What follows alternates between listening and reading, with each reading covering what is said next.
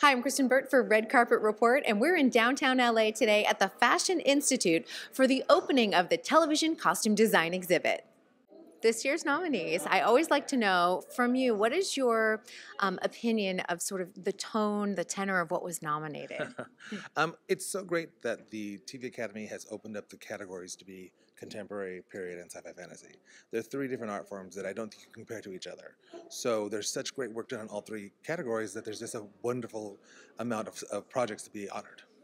Don't you wish we had that for Oscars? Yes, and thank you, and you and I will be the cheerleaders for that. I know it is one of those things because television is growing at such a rapid pace. It's nice that we're able to recognize those categories because one is so different than the other. And there's so much of it. I mean, the thing is that, there are hundreds of projects in competition as opposed to the Oscars. It's a much more limited amount.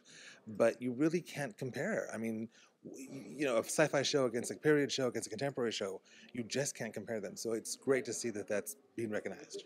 I want to know from you, because you're hearing all the issues, the good and the bad, with the growth of television on the costume guild side. What are some of the things that are concerning you right now? I don't think there are concerns.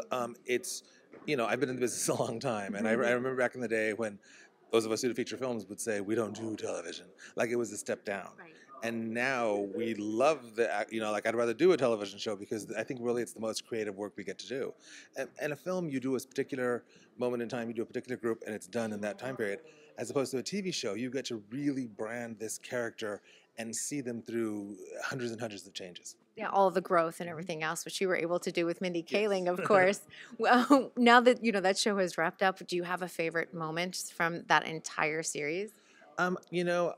I have to say, it was every season Mindy pushed me to go farther and pushed me to go farther. And for our final episode, we really sort of pulled out all the stops. And I made we always made clothes for the show, but that last season was very extravagant. And that one of the final dresses for Mindy was that multi-layer lace dress that we did for her to go to the wedding. It was one of the most extravagant pieces I've ever built in my career. And to be able to do that quality of work for television was just, that's kind of the norm now. I mean, you look at Game of Thrones or The Crown or any of these shows that are being built, and it's no longer TV costumes. They're just lavish costumes to be shown on screen. I know. Do you think, like, if you had told yourself 25 years ago that this would be happening in television, you never expected it? We would never have believed it. And it's just really, we're getting to show how creative costume designers are every day on television, on streaming shows. It's just an incredible time to be a costume designer. It certainly is. Always good to talk with you. Likewise. Absolutely. Take care. Thanks for watching. Be sure to like this video, subscribe to our channel, and in the comments below, let us know what television show you think is best dressed.